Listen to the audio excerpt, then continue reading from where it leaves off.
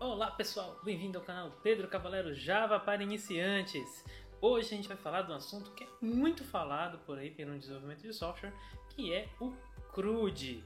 O que é esse cara e o que eu preciso saber para fazer em Java? Agora, depois da vinheta.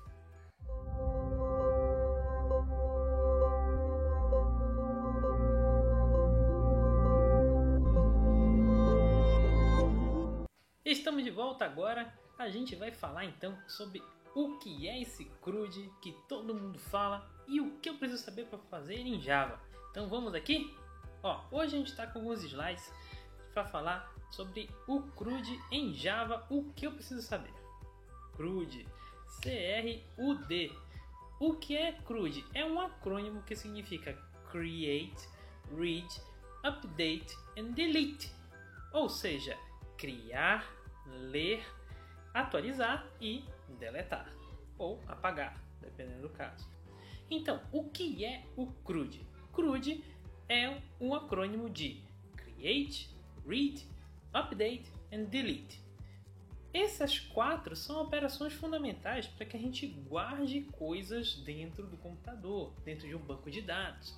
Por isso é que é aquela ideia de criar, ler, atualizar e deletar algum tipo de dado que nos interessa, tá? Esse é o tipo de software mais comum, né? É um estilo básico para um sistema que guarda os dados de uma operação. Que operação, Pedro? Imagina você, uma empresa. Ela vai ter lá dentro no sistema dela, ela tem que saber todas as pessoas que compraram aquele produto para poder entregar. Então ela vai ter que ter lá um cadastro de todas as compras que as pessoas fizeram. E cada cadastro desse, cada compra que acontece, eu tenho que criar uma compra. Eu tenho que ver as compras que estão criadas para poder mandar entregar. Eu tenho que atualizar a compra caso aconteça alguma diferença, tenha alguma mudança, tipo se a compra passa do momento de comprado para entregue, por exemplo. Eu preciso saber dessas informações, né?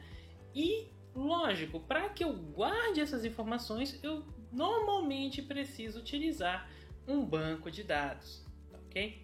Então essa utilização de um sistema como esse é extremamente comum. A grande maioria dos sistemas feitos atualmente são feitos baseados nesse conceito aqui, né? São sistemas que a gente chama de sistemas de informação, sistemas gerenciais, tá? Que precisam desse tipo de coisa. Tá, okay? Então a gente tem aí alguns exemplos aqui de um sistema, por exemplo, desse lado. Ele é um sistema que é desktop, né? Vê que ele tem uma telinha desktop, ou seja, ele roda na máquina do cliente. Ou tem aqui um exemplo dele no modelo web. Então você pode também precisar fazer ele acessível pela web, tá? Mas o conceito é basicamente o mesmo, tá bom? Como é que então a gente tem condições de implementar um CRUD em Java? A gente precisa pensar dividi-lo em 3 grandes pedaços, como por exemplo a interface com o usuário.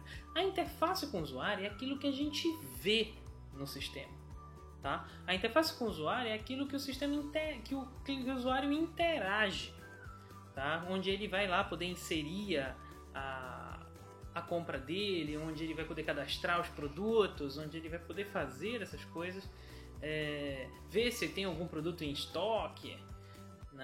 Ele precisa interagir com o sistema e o sistema tem que responder para ele as necessidades dele.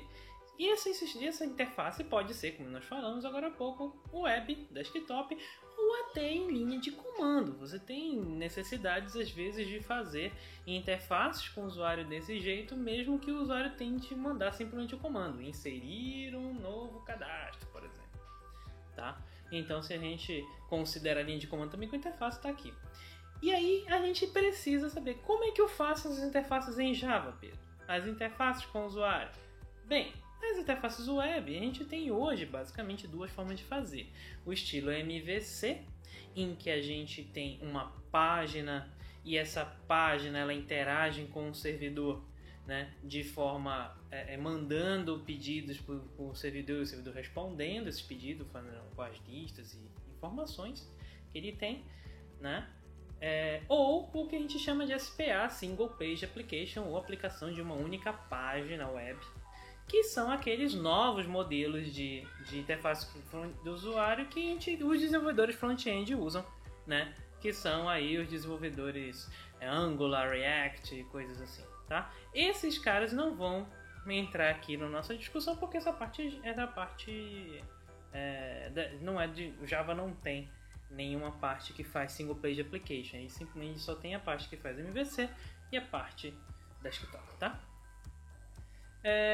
Pode ser feito em desktop também. Imagina, tem vários sistemas desktop que precisam desse tipo de coisa. Não é só de web que vive o mundo, sabe?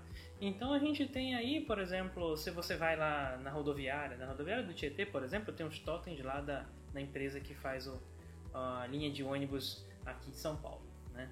Essa empresa, por exemplo, você chega lá, tem lá um totem que tem uma tela em que você vai fazendo via touchscreen e escrevendo lá, comprando a sua passagem de ônibus. E eu observei, vi o momento em que uma tela estava aberta lá e vi que esse software é todo feito em Java e ele é feito com uma interface utilizando a tecnologia JavaFX. A tecnologia JavaFX é a nova tecnologia Java, não é tão nova mais assim, de fazer interfaces com o usuário, e elas funcionam muito bem, fazem umas interfaces muito bonitas e são altamente funcionais. Você consegue ir lá criar uma interface toda dessa de fazer cadastro, fazer uma compra, fazer um pedido dentro de um sistema como esse. E aí todo o resto das coisas acontecem em outras camadas. Então, interfaces desktop são muito comuns ainda entre empresas em questões comerciais. A gente não tem muitas desktops Java para usuário final, tirando ali NetBeans, Eclipse, né? Mas tirando esses caras, a gente normalmente não tem. Tem para muitas empresas e para outras coisas. Imagina, caixa de supermercado. O software tem que ser feito em alguma coisa desktop. E o Java é bastante utilizado nesse momento, tá? Outra tecnologia Java que pode ser usada é o Swing. O Swing é uma tecnologia bastante mais antiga, mas ela é bastante conhecida. E ela foi muito utilizada, ainda tem bastante utilização, por ser uma tecnologia muito já comprovada, né, de interfaces com o usuário. Quando se tem coisas comuns como o cadastro de CRUD, por exemplo, ela é extremamente conhecida. Você vai encontrar muitas informações pela internet sobre essa tecnologia para fazer interfaces com o usuário, né, de CRUD principalmente. Tá ok? A partir de linha de comando, nada mais é do que você rodar linhas em console. Então nós temos aí algumas bibliotecas como Java.io Console que fazem esse trabalho, e algumas outras bibliotecas dentro bibliotecas open source que você consegue achar que faz outras coisas mais legais, né? A gente não vai entrar em detalhes também aqui, tá bom? Isso de interface com o usuário. Sobre as regras de negócio, sempre tem num software, qualquer um, esse tipo de software em particular, uma quantidade de código que você tem que escrever para fazer as regras de negócio. Que é o exemplo lá da rodoviária, né? Você vai lá, vou mandar comprar uma passagem de ônibus, certo? Quais são as regras de negócio daquela passagem? Você não pode vender qualquer passagem. Você só pode vender passagem de lugares do ônibus que não estejam reservados. É uma regra. E é uma regra que só os seus dados não vão saber. Eu posso perguntar para os meus bancos de dados e dizer: banco de dados, tem alguma vaga ainda nesse ônibus aí das 5 horas? E você consegue montar uma pergunta que o banco de dados responde: tem, ou não tem, ou tem, é só a cadeira 34.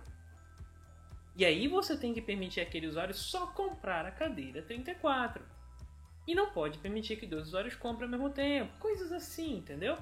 Então a gente tem aí sempre uma camada de código que vai ser rodada em cima dessa necessidade de sistemas de informação, tá? Então a gente tem uma modelagem orientada a objeto muito grande, em que a gente tem que dividir quem são os nossos objetos, quem são nossas entidades que vão se relacionar entre si. A entidade de ônibus, a entidade compra passagem, a entidade cadeiras dentro do ônibus, que todos esses caras têm que estar lá dentro da nossa modelagem para poder a gente fazer as nossas regras, certo? E para fazer modelagem orientada a objetos, basta saber Java. Você sabe Java, você tem que estudar a parte de modelagem orientada a objetos. E aí, uma vez que você sabe orientação a objetos e Java, ao mesmo tempo você já conseguiria fazer essa camada desse C software. Só que no mundo atual a gente tem aí outros frameworks que são muito utilizados para referenciar esse tipo de camada, que são, por exemplo, os frameworks de injeção de dependências.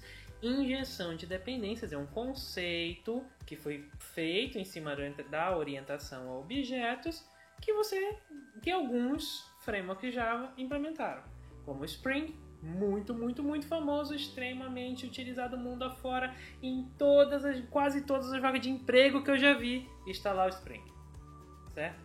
Tem algumas vagas que não tem, que usam o CDI, que é o container de injeção de dependências padrão do Java, a gente pode chamar assim, só que ele precisa de um servidor para rodar e tal, tem toda uma teoria, de forma que você consegue também usar o CDI para fazer a parte de injeção de dependências de qualquer software que você fizer.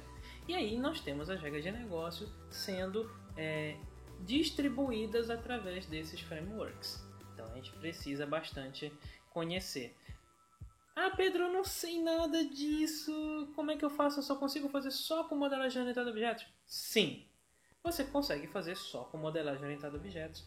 E você vai conseguir fazer, o software vai funcionar, desde que você faça as regras direitinho, claro, né? Mas não é obrigatório. É importante.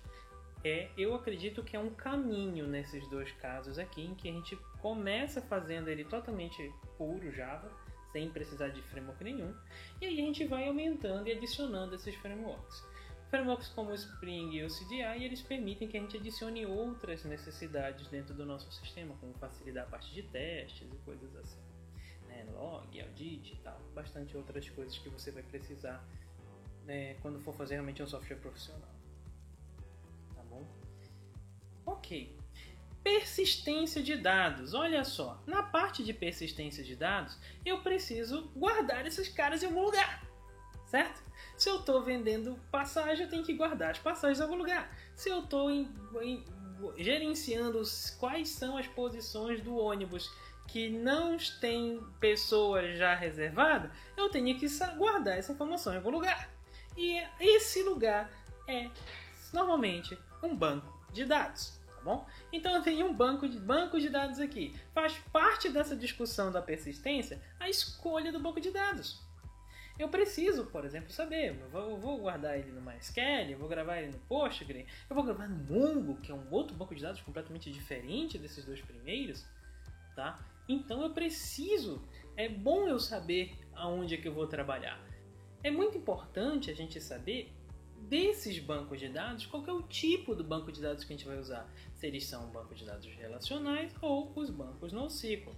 Por quê? Porque essa diferença vai mudar a forma com que eu vou fazer os códigos aqui dentro do Java, ok? O Java, para acessar os bancos de dados, a gente tem alguns tipos de bibliotecas que acessam muito bem o banco de dados relacionais. O JDBC, ele acessa banco de dados relacionais e ele está lá dentro do Java puro, não precisa de bibliotecas. O que eu preciso são o que a gente chama de driver JDBC, que cada banco vai precisar de um carinha desse, mas na hora de eu programar mesmo não vai fazer grandes diferenças, tá? Eu vou precisar só saber como funciona o JDBC e como funcionam essas bibliotecas, ok? Essa biblioteca é chamada JDBC. Quando eu começo a falar de outros tipos de bancos de dados não relacionais, aí cada um vai ter a sua forma de trabalhar. Então, por isso que a gente diz que é importante fazer a escolha. Trocar banco de dados normalmente não é algo comum de acontecer, nem entre bancos de dados relacionais, tá? Não é muito comum. Pode acontecer, não é comum, né? Até porque a gente normalmente tem que conhecer bem a tecnologia que a gente está trabalhando, certo? E aí a gente então faz os códigos Java para fazer isso. Tem outros frameworks para trabalhar com persistência de maneira mais fácil, Pedro? Tem outros frameworks.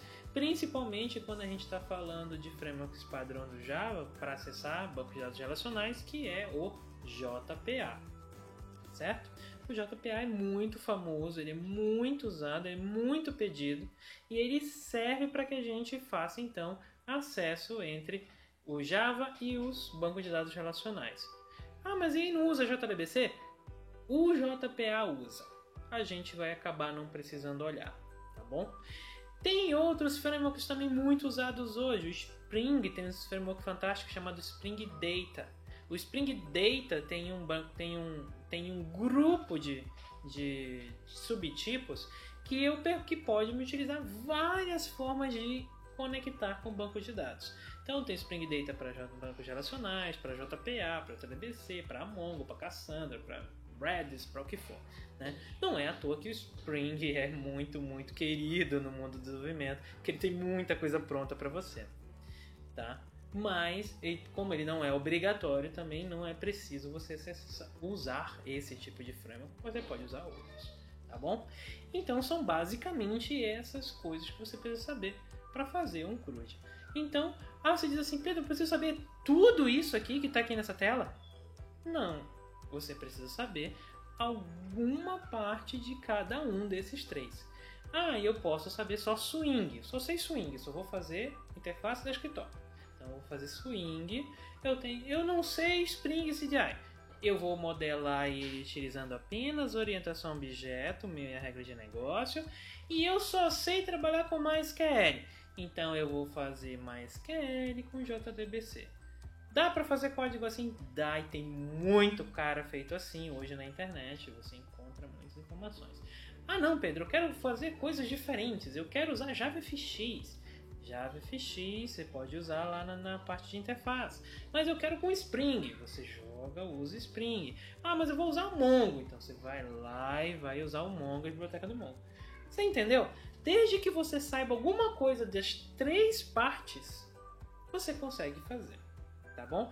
E lógico, tem o mais fácil e os mais complicados. Quanto menos frameworks você utilizar, mais rápido de aprender, né? Afinal de contas, a base está aí para todo mundo, né? Então, para mim, o mais fácil é Swing, orientação a objetos e um MySQL puro com JDBC. Mais simples.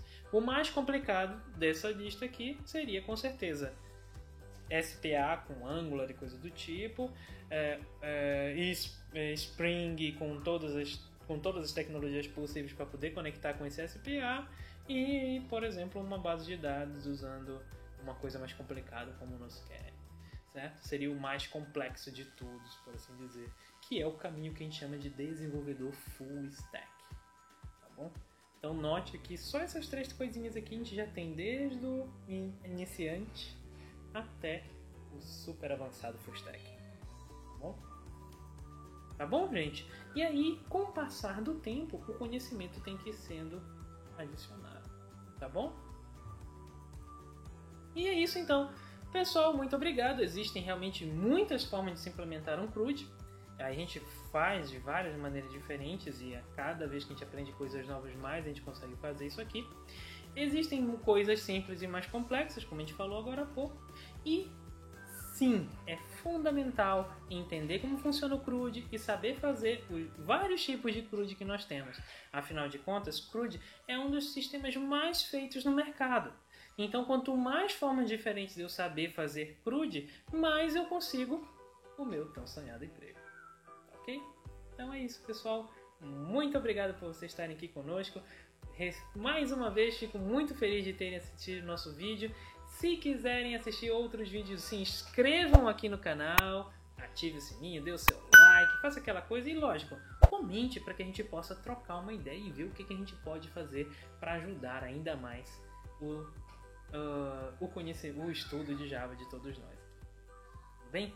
Muito obrigado e até o próximo vídeo.